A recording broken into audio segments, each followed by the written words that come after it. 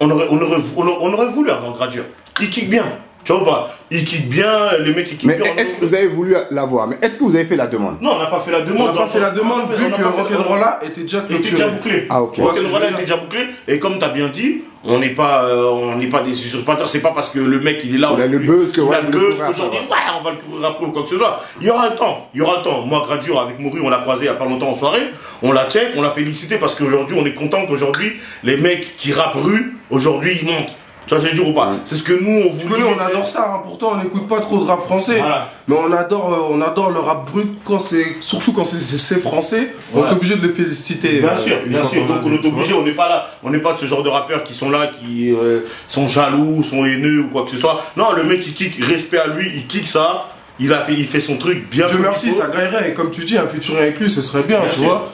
Gradure la caméra du son 100% hardcore underground, ça. Parce que c'est vrai que on reproche beaucoup à la caméra, c'est constamment tout le temps les mêmes feats, tout le temps les mêmes feats, les mecs de Grigny. Non, c'est vrai. Tu rigoles, c'est que c'est strictement vrai.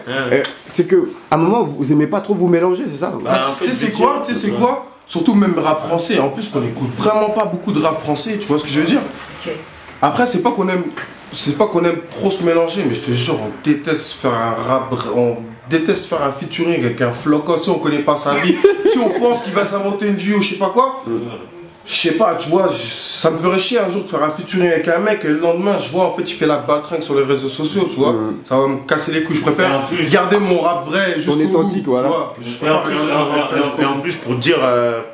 Franchement, ça c'est peut-être un problème que nous on a à la caméra. Je vais pas dire les autres mecs de Grigny ou quoi que ce soit. C'est nous qu'on a, ce que nous on a. Le problème, c'est que tu sais, le rap français aujourd'hui, il est pas encore comme le rap Quinry dans le sens où le rap Quinry c'est un rap business. Tu vas avoir deux mecs dans un clip, ils vont check Jay-Z et Drake ou je sais pas qui est Drake. Les mecs ils se connaissent même pas, tu vois pas. Il y a eu un billet qui a été placé. Les mecs aujourd'hui ils se check et tout nana devant des bonasses, ils ont des grosses fesses et tout nana tout ça.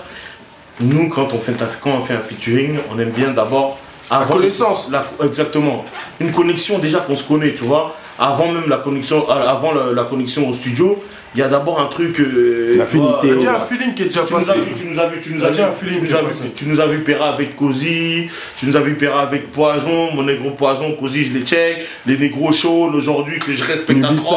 Voilà, le Haut-Carré. Crois pas.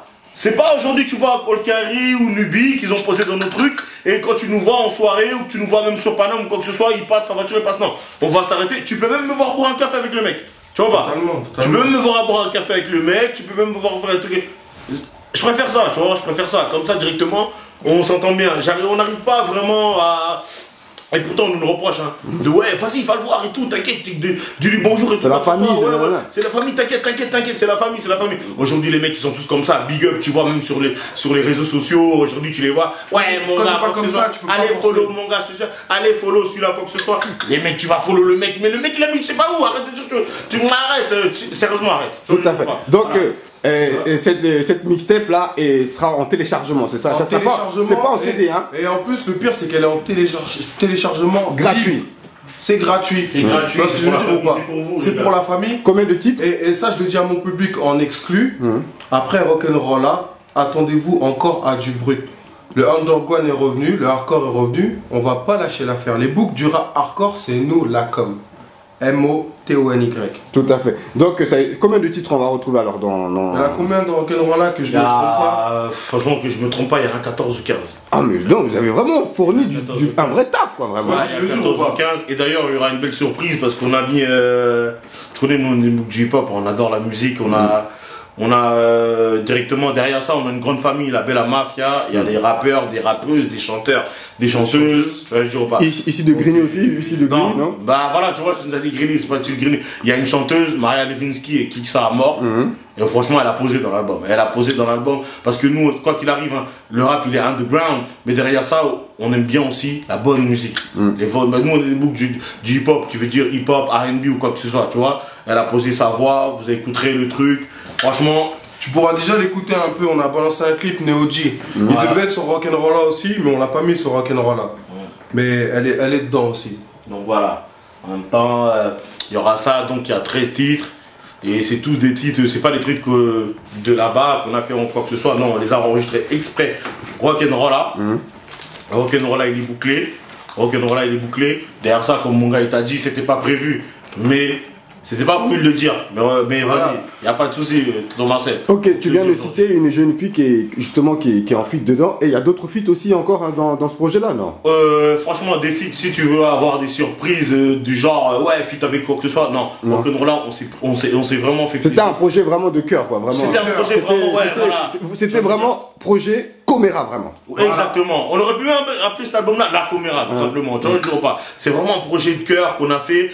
Et dans Rock'n'Rolla, malgré tout, on traite de plusieurs sujets. Tu vois, on traite de plusieurs sujets. Il y aura une surprise. Il y aura une surprise. Ça parle un peu de tout. Voilà, on peut pas tout dire, c'est dommage, tu vois.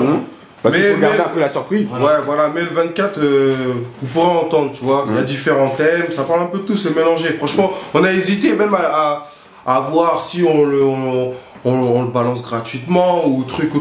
Mais par rapport à l'attente, tu vois, on s'est tous consultés, comme il t'a dit, Big Mac, derrière la caméra, il y a la Bella Mafia, tu vois.